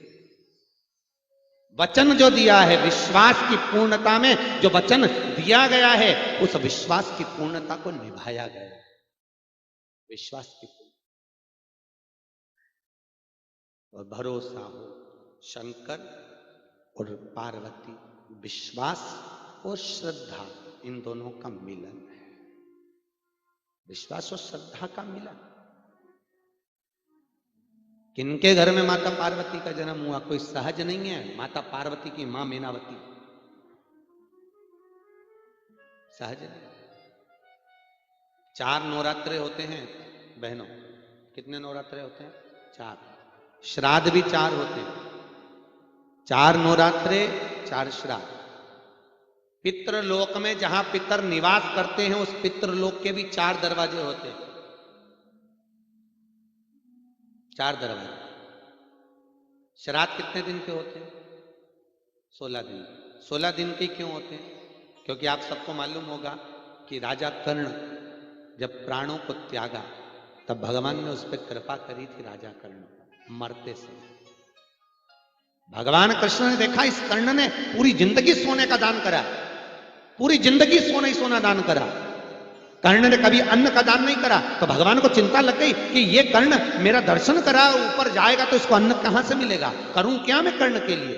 भगवान ने कहा, कर्ण के अंतिम प्राण छूट रहे थे, बाण लगा था कर्ण के शरीर में और कर्ण नीचे पड़ा हुआ था। भगवान ने कहा, आखिरी मौका है, कर्ण के पास में धान पड़ी हुई है, चावल पड़ा हुआ है, कर्ण उठाकर दान दे दे। इसलिए भगवान खुद भिक्षुक बनकर कर्ण के पास चले गए। राजा कर्ण मुझे कुछ दान दे दीजिए, कर्ण मुझे कुछ दान दे दो। कर्ण ने कहा, क्या द्वारकानाथ, मंगने भी आए तो मरते समय आए, क्या दूं तुमको? जीता था जब आते तो दे देता ना जाने कितना, अब आए हो मंगने। भगवान कहने लगे, कर्ण कुछ तो दान दे जा मरते मरते। भगवान ने इशारा भी करा, तेरे आसपास कुछ पड़ा हो तो वो दे दे। कर्ण के काय को आसपास का पड़ा दे दे। और कर्ण ने कहा, द्वारकानाथ जाओ मैं दान करता हूं, मेरी ऊपर की एक सोने की दाढ़ लगी हुई है, उस सोने की दाढ़ को तुम तोड़ के निकाल लो। भगवान ने मन में सोचा, बता अभी भी सोना ही दान कर रहा है, मेरी सोने की दाढ़ लगी, निकाल ले। द्वारकाधीश ने कहा, हम काय को किसी का दांत तोड़े, मरते हुए का, मरने जा रही है और दांत तोड़े, लोग क्या कहेंगे बताओ, मरने वाला का भी दांत तोड़ दिए। द्वारकानाथ हम नहीं तोड़ते, हमें नहीं चाहिए ऐसा दान। इतने में तुरंत कर्ण ने कहा, तुम रुको। कर्ण ने पत्थर उठाया, भगवान को लगा हाथ उठाया तो धान उठाकर दान करेगा, पत्थर उठाया कर्ण ने और मुंह पर मारा, मारते से सोने का दांत निकाल लिया और निकाल कर देने लगे, लो द्वारकाधीश ये सोने का दांत लो। द्वारकाधीश ने कहा, बताओ रक्त में सना हुआ दांत कौन लेगा? ये रक्त में सना हुआ दांत ले कौन? या तो हिंदू धर्म की रीति है कि लोग किसी को सोने की सीढ़ी चढ़ाते हैं तो सोने की सीढ़ी का दान पंडित नहीं लेता है क्या? कभी भी सोने की सीढ़ी का दान पंडित नहीं लेगा। स्वर्ण सीढ़ी का दान बहन बेटी लेगी पर ब्राह्मण नहीं लेगा, क्योंकि स्वर्ण सीढ़ी आज के जमाने में तो लोग जीते जी चढ़ाने लगे साहब, परंतु गरुड़ पुराण में लिखा है स्वर्ण सीढ़ी कब चढ़ाई जाती थी, जब कोई मर जाता था और उसके पोतों के हाथों से, पर पोतों के हाथे से उसको अर्थी पर पड़े हुए व्यक्ति को सोने की सीढ़ी चढ़ाई जाती थी। आज के जमाने में तो लोग जीते जी सोने की सीढ़ी चढ़ा देते, जीते जी। आपके यहां भी होते होंगे स्वर्ण सीढ़ी के कार्यक्रम होते हैं, जीते जी। हमारी माता जी को स्वर्ण सीढ़ी चढ़ाया जा रहा, और सोने की सीढ़ी भी बनवाई तो इतनी सी, कितनी बड़ी, इतनी बड़ी, और वो भी अम्मा के पांव में फंसा रहे, चढ़ जा चढ़ जा, और अम्मा चढ़ रही बस सोने की सीढ़ी। कभी मंदिर की 4 सीढ़ी नहीं चढ़ी और डोकरी सोना की सीढ़ी चढ़े। क्या मतलब इसी स्वर्ण सीढ़ी चढ़ाने से? स्वर्ण सीढ़ी चढ़ती थी जब व्यक्ति मर जाता था, उसके बाद अर्थी के ऊपर सुलाकर चढ़ाते थे। और दुनिया के लोग तो हर काय का फैशन निकल गया, सोने की सीढ़ी का फैशन, एक ने चढ़ाई, दूसरे ने देख ली, दूसरे ने चढ़ाई, तीसरे ने देख ली, और मालूम पड़े जीते जी अम्मा को निपटा दिया, ले अब सोने की सीढ़ी चढ़ी, जा चल। ये स्वर्ण सीढ़ी नहीं है। निवेदन है, सोने की सीढ़ी चढ़ाने की अपेक्षा कोई सत्कर्म, शादी की सालगिरह 25वीं मना रहे हो, 50वीं मना रहे हो, जन्मदिन मना रहे हो, लाखों रुपए खर्च कर रहे हो, उसकी जगह कोई अच्छा कार्य करिए। जैसे हमारे आदरणीय मुकेश भैया ने करा, आपका 60वां जन्मदिन आप मना रहे हैं और ये शिव महापुराण की कथा कर कर मना रहे हैं। 60वां वर्षगांठ, 60वां जन्मदिन मना रहे हैं, और 60वें जन्मदिन के उपलक्ष्य में शिव महापुराण की कथा का, और साथ में एक और योग लगा कि उनके पिताजी का 100वां जयंती महोत्सव। तो उन्होंने कहा आदरणीय स्वर्गीय श्री चंद्र जी का 100वां जयंती महोत्सव, ये पुण्यता है महाराज। 25वीं शादी की सालगिरह है, मालूम पड़े केक काट रहे, डेंटिंग पेंटिंग करके स्टेज पे खड़े हो गए। कहा मतलब भजन किया, सत्संग किया, संकीर्तन किया, जीवन की लक्ष्य था। भगवान भोलेनाथ को भी आपने अपने साथ में जोड़ा है। जो एक बार जोरदार ताली बजाकर पूरे अग्रवाल परिवार को धन्यवाद, बहुत बहुत धन्यवाद। आप अपने सत्कर्म की ओर अग्रण्य हैं। धर्म करो, सत्कर्म, जोड़ा जोड़ा जोड़ा, आखिरी में फिर यही छोड़ा। का मतलब का जोड़ा, इस मतलब कुछ अच्छा करो महाराज। ना राम नाम लीनो तूने भरी जवानी में, तो डूब के मर जा रे चुल्लू भर। पूरी जिंदगी जोड़ जोड़ के मर गए, कभी भगवान का भजन नहीं करा। क्या मतलब? सत्कर्म कियो।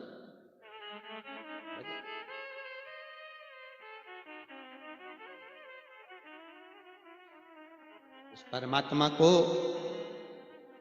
बारंबार साधुवाद धन्यवाद देव, शंकर को कहते रहो तेरी करुणा है, तेरी कृपा है, इसलिए हम इस कथा का रसपान कर रहे हैं।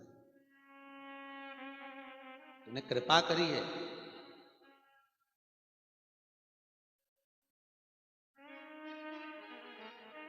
समय देखो कितना बलवान है, समय की गणना।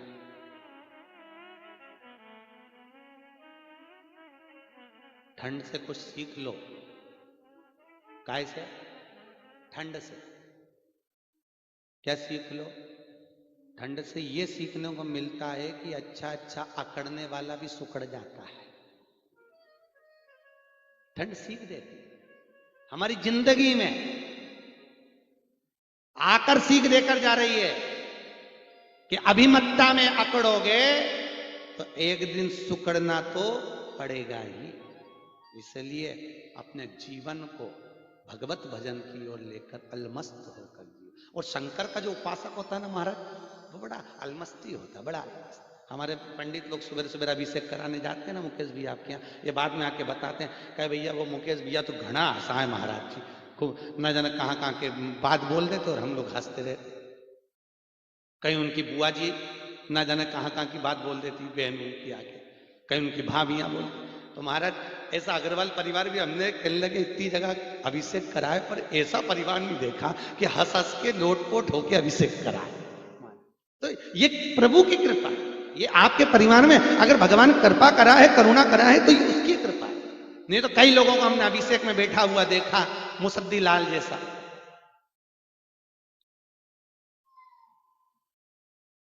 हम तो कई बार कथा में लोगों को कहते हैं कि मुंह उतार कर कथा में मत बैठो, कथा में आए हो प्रसन्न चित्त बैठो, क्योंकि किसी के दरवाजे पर जाओ तो प्रसन्न रहना चाहिए। मालूम पड़े किसी के दरवाजे पे जाए और गुमशुदा तलाश केंद्र की तरह बैठ गए, तो जिसके यहाँ गए वही कह दिया काय को आ गई, इससे तो तेरे घर ही रहते।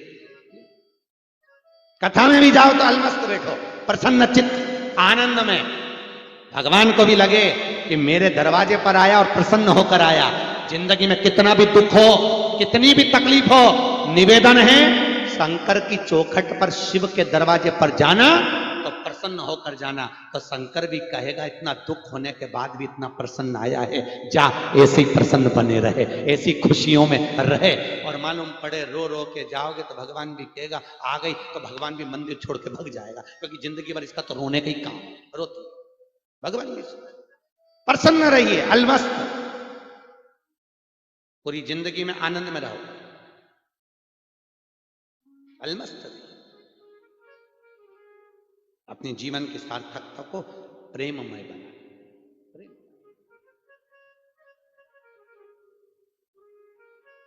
महाराज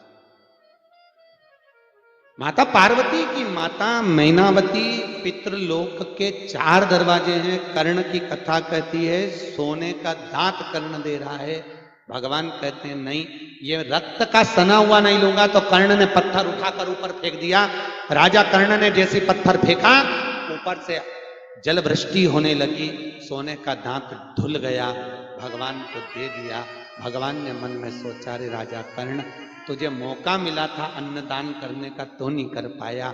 मरकर कर्ण जब ऊपर गया तो सोने की कचौड़ी, सोने की रसगुल्ला, सोने की इमरती, सोने की जलेबी, सोने की पूड़ी खाने को मिली तो रो पड़ा मुझे अन्न दो।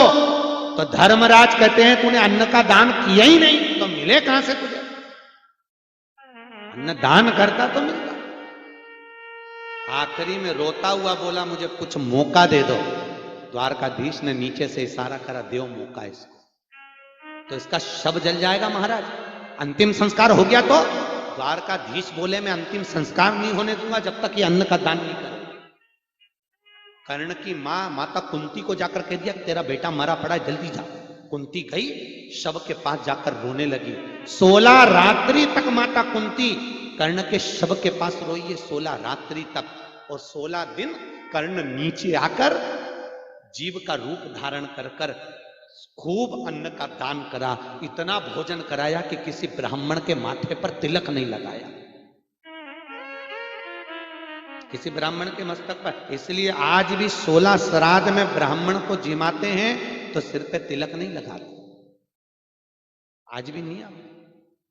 अगर 16 श्राद्ध में ब्राह्मण को भोजन कराया है तो माथे पर तिलक नहीं लगाएंगे। क्यों नहीं लगाते? क्योंकि मान लो तुमने दादाजी के निमित्त से चतुर्थी के दिन, कौन से दिन? चतुर्थी की तिथि तुम्हारे दादाजी की, समझना। और चतुर्थी के दिन तुमने ब्राह्मण को भोजन कराया तुम्हारे दादा के निमित्त से। तुम्हें मालूम नहीं है कि चतुर्थी को और भी कोई गया हो सकता है कोई अधोगति में मरा हो, कोई कैसे चला गया हो, और तुम्हें मालूम नहीं। तुम्हें तो केवल दादाजी की तिथि मालूम है कि चतुर्थी। तो चतुर्थी के दिन जितने भी गए होते हैं आर्यमा स्वामी पितरों के देवता उनको तुम्हारे दरवाजे पर लाकर छोड़ते हैं।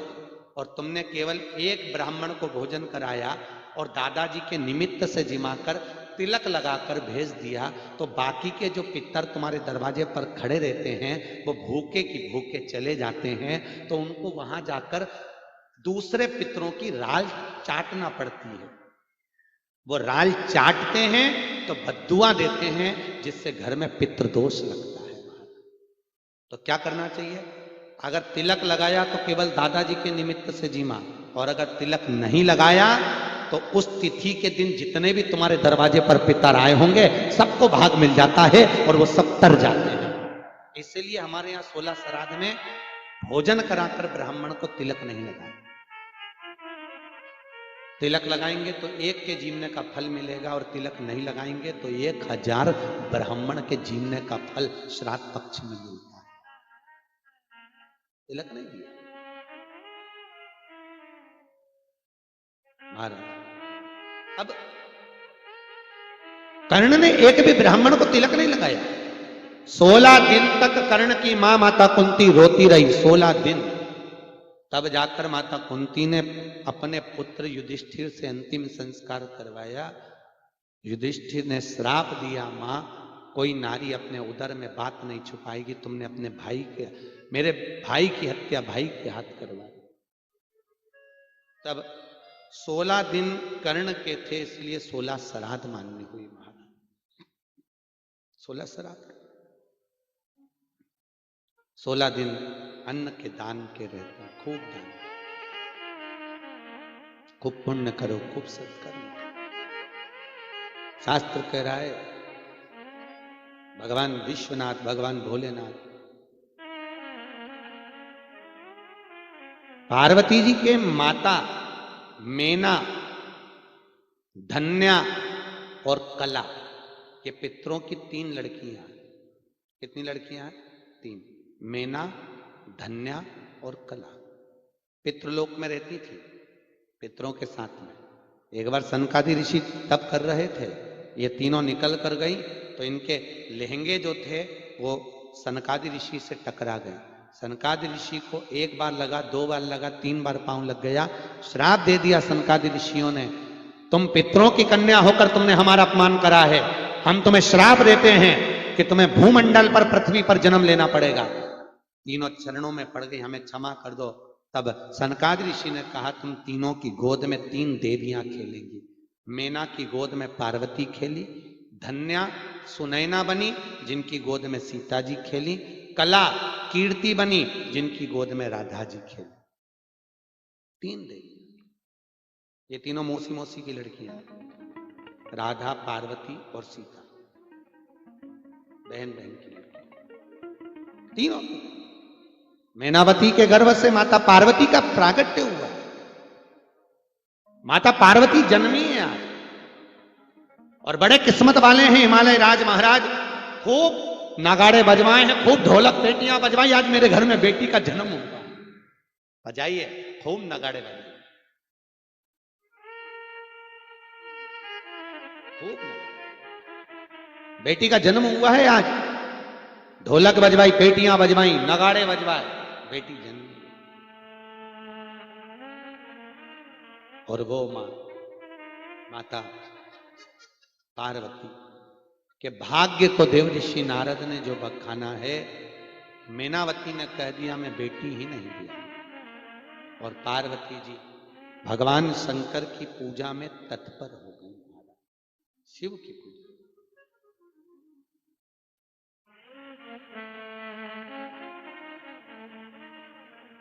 कि शिव जी बोलो तो सही, नैना खोलो तो सही, देखो कब से माँ गोरा तेरे द्वार पर खड़ी। शिव जी बोलो तो सही, नैना खोलो तो सरी, देखो तेरे द्वार गोरा कब से खड़ी। दोनों हाथों से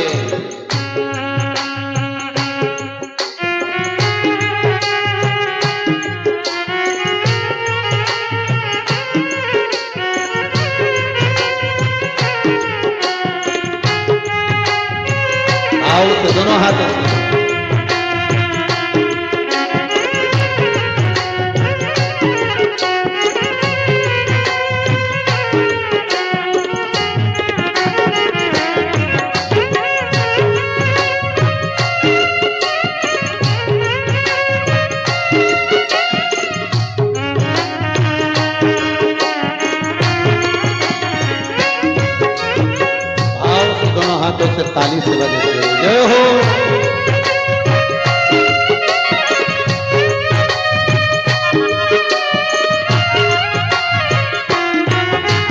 पर नहीं दोगे तो भोला चंदा में बन जाऊंगी। पर नहीं दोगे तो भोला चंदा में बन जाऊंगी। चंदा में बन जाऊंगी, तेरे मस्तक पर चढ़ जाऊंगी। चंदा में बन जाऊं, तेरे मस्तक पर रुक जाऊं।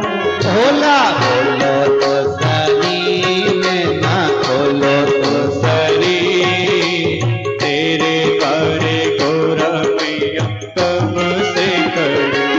भोला बोलो तो सरी में ना खोलो तो सरी तेरे द्वारे तो कब से खड़ी। ओहो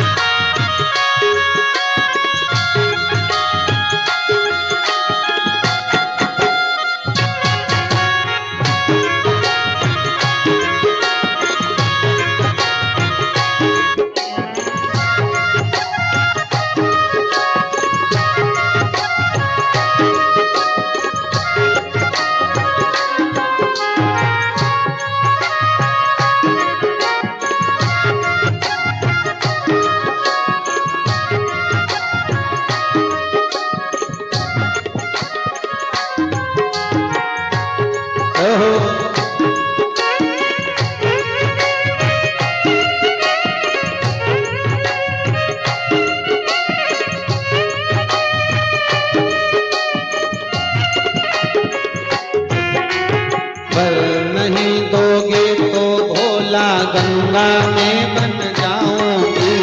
पर नहीं दोगे तो भोला गंगा में बन जाओगे। ओ पर नहीं दोगे तो भोला गंगा में बन जाऊंगी। पर नहीं दोगे तो भोला गंगा में बन जाओगे। ओ गंगा में बन जाऊंगी, तेरे मस्तक पर चढ़ जाऊंगी।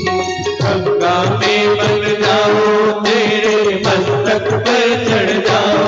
भोला बोलो तो सही में ना बोलो तो सरी गोरा या तेरे द्वारे कब से खड़ी। भोला बोलो तो सरी नैना बोलो तो सरी गोरा मैया तेरे द्वारे कब से खड़ी। ओहो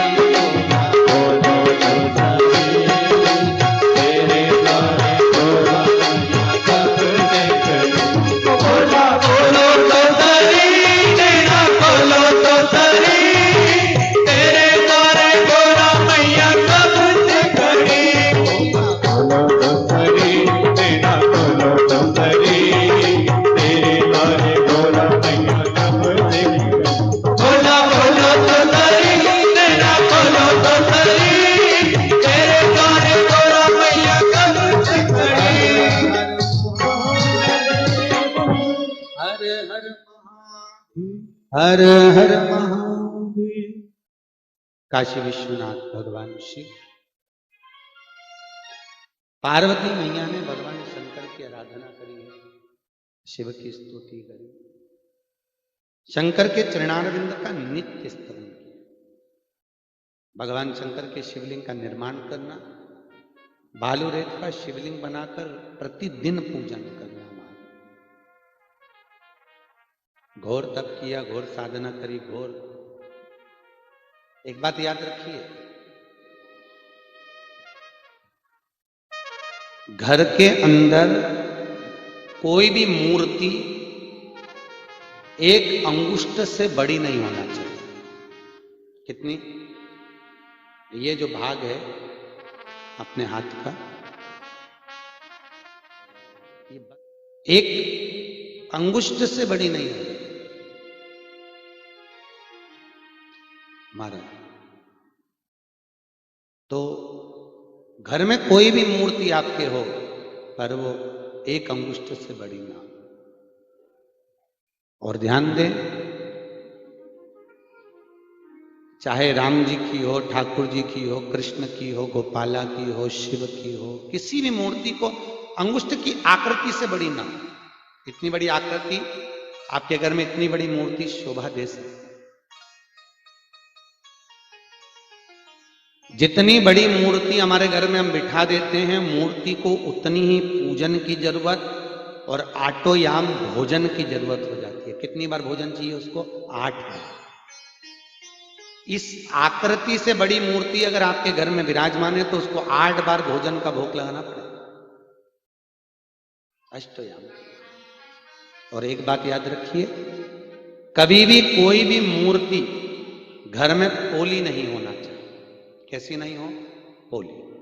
अगर घर में मूर्ति पोली होती है तो घर में कितना भी कमा लो वो दिखेगा ही नहीं। आप जोड़ जोड़ के भले मर जाओ तो घर में पैसा टिकेगा नहीं। अगर घर में कोई मूर्ति पोली है तो घर के अंदर कोई भी मूर्ति हो वो ठोस हो। तो इसका मतलब ये नहीं कि आपके घर में अगर कोई मूर्ति पोली है तो तुम उसको घर के बाहर निकाल दो। नहीं, एक काम करिए, अगर मूर्ति पोली है तो उसमें मेन मतलब जो मोम होता है ना, अगर मोमबत्ती का, वो पिघलाकर मूर्ति में अगर कहीं छेद हो तो उसमें से उसको भर दीजिए। मूर्ति को पोला करें, मूर्ति को ठोस करें। ठोस मूर्ति अगर घर में होगी तो लक्ष्मी अपने आप टिकेगी, अपने आप। जैसे गणेश जी की 2 सूंड होती है, एक राइट सूंड का गणेश, एक लेफ्ट सूंड का गणेश। कौन कौन सी सूंड का? राइट सूंड और लेफ्ट सूंड। राइट सूंड का गणेश घर में होना चाहिए और लेफ्ट सूंड का गणेश आपका कोई ऑफिस हो, जहां से आप अपना धंधा कर रहे हैं, नौकरी कर रहे हैं, सर्विस कर रहे हैं, काम कर रहे हैं, बिजनेस कर रहे हैं, या आप अपनी कोई भी कुर्सी के ऊपर बैठते हैं किसी कमरे में जाकर, उस कमरे के अंदर लेफ्ट सूंड का अगर गणेश होगा तो आपकी तरक्की को, आपकी उन्नति को दुनिया में कोई नहीं रोक सकता। और अगर जिस स्थान पर बैठकर आप बिजनेस कर रहे हैं, कमा रहे हैं, उस स्थान पर अगर राइट सूंड का गणेश होगा तो आपकी तरक्की नहीं, वहां लेफ्ट सूंड का गणेश होना चाहिए। और घर में जम के बोलो, राइट सूंड का गणेश, राइट सूंड का गणेश घर में बिठाए। महाराज, कोई भी प्रतिमा घर में 2 चल सकती है, पर 2 के बाद में प्रतिमा की अगर ठाकुर जी हैं और 3 हो गए तो घर में नहीं चलेंगे। गणेश जी 3 हो गए तो घर में नहीं चलेंगे। 2 प्रतिमा तक घर में आप पूजन कर सकते हैं, पर 2 से हटकर नहीं।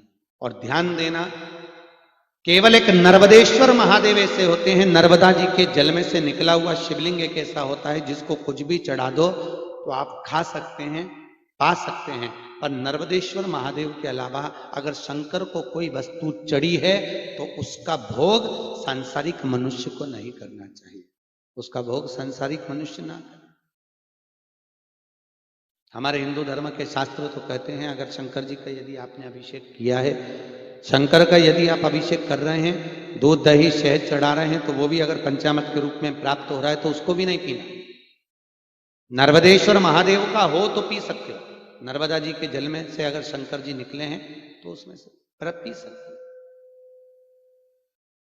बाकी के जितना भी भाग होता है वो सारा भाग भगवान शंकर की बहन को प्राप्त होता है। शंकर जी की एक ही बहन है, शिव जी की एक बहन है जिसका नाम है छी प्रिया। क्या नाम है? जम के बोलिए, छी प्रिया। जम के बोलो, छी प्रिया। शिव जी की एक ही बहन है जिसको लोगों ने अभ्यंग कर कर छी प्रिया का नाम हटाकर उसको छिपरा कर दिया। क्या नाम कर दिया? छिपरा। शिव जी की एक ही बहन है। इसलिए पूरी भारत की भूमि में सबसे बड़ी राखी महाकालेश्वर भगवान को बनती है छिपरा जी की ओर से। सबसे बड़ी राखी किसी शिवलिंग पर राखी नहीं बनती, परंतु 12 ज्योतिर्लिंग में से केवल एक ज्योतिर्लिंग वो है महाकालेश्वर, जिन पर सबसे बड़ी राखी का निर्माण कर कर भगवान शंकर को बांधा जाता है छिपरा की ओर से, छिपरिया की ओर से। तो बाकी के जितने भी शिवलिंग होते हैं सारे शिवलिंगों का भाग भगवान शंकर की बहन को प्राप्त होता है। केवल एक शिवलिंग नर्मदेश्वर महादेव से होते हैं जिनका भाग सांसारिक मनुष्य ग्रहण कर सकता है, पा सकता है। महाराज, भगवान शिव का आनंद सुख भगवान शंकर के चरणारविंद का स्मरण, ये उसी में का है जैसे 12 शिवरात्रि होती है। कितनी शिवरात्रि होती है? 12। हर महीने एक शिवरात्रि आती है, प्रत्येक महीने शिवरात्रि पर एक बेलपत्री शंकर भगवान को समर्पित करें। बेलपत्री चढ़ाना तो आपको आता होगा, सबको आता है बेलपत्री चढ़ाना। तो बेलपत्री का भी नियम है।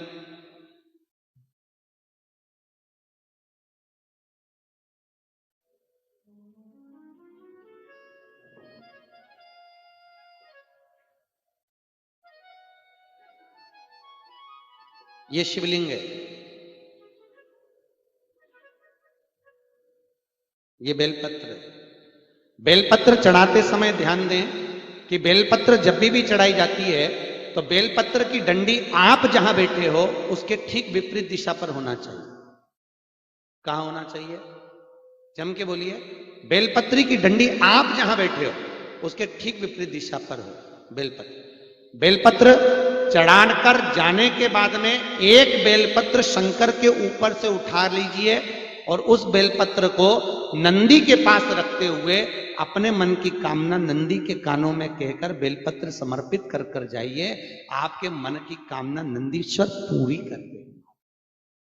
कई लोग भगवान शंकर पे चढ़ा देते हैं पर नंदी पर बेलपत्र नहीं चढ़ाते, नंदी के वहां से निकल कर चले जाते। पर शास्त्र की रीति कहती है कि भगवान शिव को बेलपत्र चढ़ाने के बाद में एक बेलपत्र नंदी के, एक नंदी का पांव ऊपर की ओर है। आपने देखा होगा नंदी के 2 पांव आगे के जो हैं उसमें से एक पांव ऊंचा रहता है, एक पांव नीचे रहता है। तो जो ऊंचा पांव है उस पांव के पास में बेलपत्र को समर्पित कर कर अपने मनवांछित फल की कामना कर कर आप नंदीश्वर को कहकर।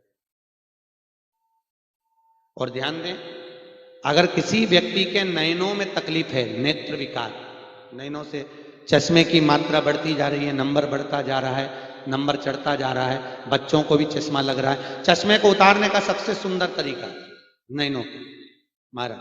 12 महीने शिवरात्रि आती है। प्रत्येक महीने की शिवरात्रि पर बेलपत्री के बीच वाले पत्ते पर शहद लगाइए और शंकर जी के शिवलिंग को जाकर उसको चिपका दीजिए। भगवान शंकर के मंदिर में उसको चिपकाकर श्री शिवाय नमस्तुभ्यम का स्मरण कर कर या लिंगायत अष्टक को पढ़कर, एक लिंगायत अष्टक आता है, आप लोग पढ़े होंगे। ब्रह्म मुरारी सुराजित लिंगम निर्मल भासित शोभित लिंगम, ब्रह्म मुरारी सुराजित लिंगम निर्मल भासित शोभित लिंगम, जन्मज दुख विनाशक लिंगम, तत्प्रणमामि सदा शिवलिंगम, जन्मज दुख विनाशक लिंगम, ताम्रः करुणाकर लिंगम, रामण दर्प विनाशक लिंगम, तत्प्रणमामि सदा शिवलिंगम, ब्रह्म मुरारी सुराजित लिंगम, निर्मल भासित शोभित जन्म जादुक विनाशक लिंगम तत्प्रणमामि सदा शिवलिंगम ब्रह्म मुरारी सुभाषित लिंगम निर्मल भासित शोभित भगवान शंकर का या तो श्री शिवाय नमस्तुभ्यम बोलकर या लिंगायत अष्टक को पढ़कर बेलपत्री पर शहद लगाकर शिव को चढ़ा दें, एक लिंगायत अष्टक का पाठ कर लें और उस बेलपत्र को निकाल लें, उसका शहद निकालकर सीसी में रखते जाएं। 12 महीने सीसी में उसको जमा करते जाएं। उस शहद को जिस दिन शिवरात्रि से आप लगाएं उसी दिन से नैनों में उसको काजल जैसा शहद लगाना चालू कर दें। एक शिवरात्रि पर करेंगे, दूसरे शिवरात्रि तक नैनों का जो चश्मे का नंबर बढ़ रहा है वो नीचे गिरता चले जाएगा। अगली शिवरात्रि पर फिर लगाएं, फिर नंबर नीचे गिरते चले जाएगा। डॉक्टर से जाकर चेक कराएं, कुछ ही समय में चश्मा उतर जाएगा, चाहे बच्चों का हो चाहे बड़ों का। महाराज नेत्रों की ज्योति प्रबल हो जाती है, क्योंकि भगवान शंकर का तीसरा नेत्र है बेलपत्री की तीसरी पट्टी। कौन सा नेत्र है वो? तीसरा नेत्र। और ये नेत्र भगवान शंकर के त्रिपुंडधारी भगवान शंकर के तृतीय नेत्र को समर्पित किया